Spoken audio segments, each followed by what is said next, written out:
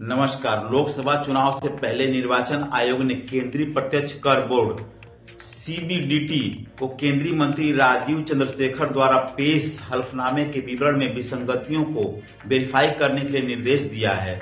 Report के अनुसार यह कार्रवाई कांग्रेस द्वारा चुनावी हलफनामे में चंद्रशेखर की वित्तीय स्थिति के बारे में गलत जानकारी देने का आरोप लगाते हुए दायर की गई शिकायत के बाद हुई है।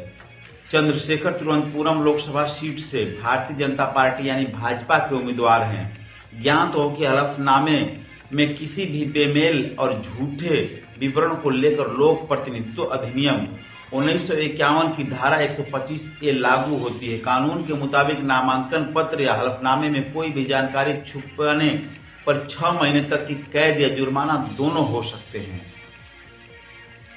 दिल्ली हाईकोर्ट ने दिल्ली आबकारी नीति मामले में ईडी द्वारा मुख्यमंत्री अरविंद केजरीवाल द्वारा उनकी गिरफ्तारी और केस के संबंध में ट्रायल कोर्ट द्वारा पारित रिमांड आदेश को चुनौती देने वाली याचिका खारिज कर दी है। बार एंड बेंच के मुताबिक मंगलवार की सुनवाई में कोर्ट ने साफ किया कि याचिका जमानत के लिए नहीं बल्कि गिरफ्तारी को अवैध घोषित करने के लिए है।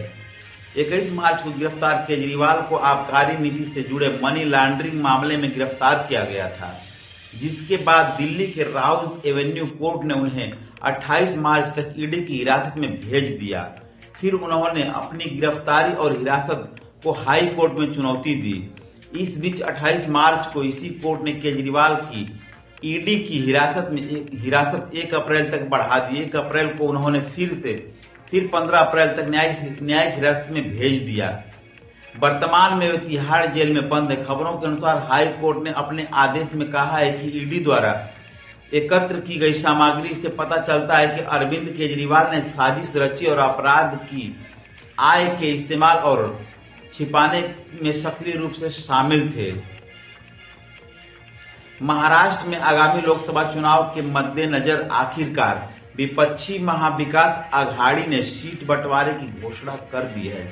टाइम्स ऑफ इंडिया के मुताबिक हफ्तों की बातचीत के बाद राष्ट्रवादी कांग्रेस पार्टी एनसीपी के प्रमुख शरद पवार, शिवसेना यूबीटी के नेता उद्धव ठाकरे और राज्य कांग्रेस के अध्यक्ष नाना पटोले ने संयुक्त रूप से राज्य की कुल 48 लोकसभा सीटों के लिए चुनावी समझौते की घोषणा की। समझौते के मुताबिक उद्धव ठाकरे के नेतृत्व वाली शिवसेना 21 सीटें, कांग्रेस 17 सीटें, शरद पवार की नेतृत्व वाली एनसीपी 10 सीटों पर चुनाव लड़ेगी।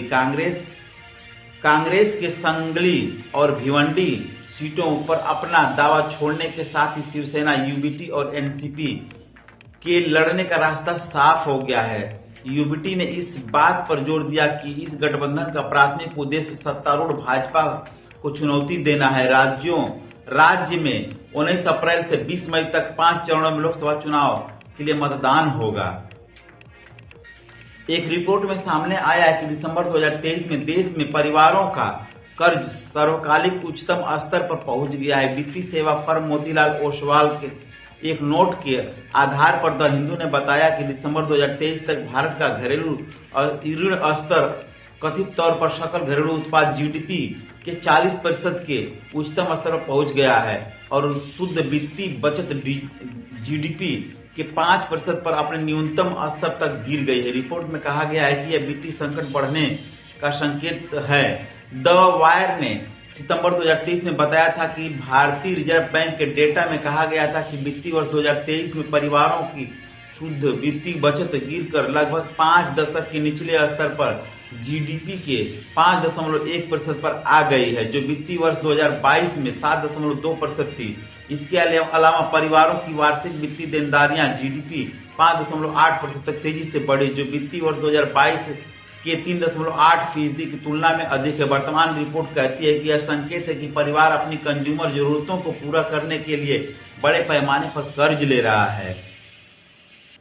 उत्तर प्रदेश के वृंदावन में क्रूज सेवा शुरू करने के विरोध में नाविकों ने हड़ताल का आह्वान किया है। डेक्कन हेराल्ड के मुताबिक मथुरा जिले में वृंदावन के जुगल घाट से क्रूज सेवा शुरू किए जाने के विरोध में निषाद समुदाय के नाविकों का कहना है कि इसे समुदाय के लगभग 12,000 सदस्यों की आजीविका पर खतरा पैदा हो जाएगा।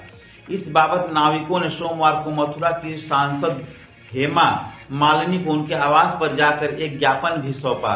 सत्तारूढ़ भाजपा की सांसद और आगामी लोकसभा के लिए पार्टी ने फिर मथुरा निर्वाचन क्षेत्र से उतारा है। उनका कहना है कि वे इस बारे में विचार करेंगे कि निषाद समुदाय के हित और क्रूज यात्रा के बीच संतुलन बनाए रखा जा सके।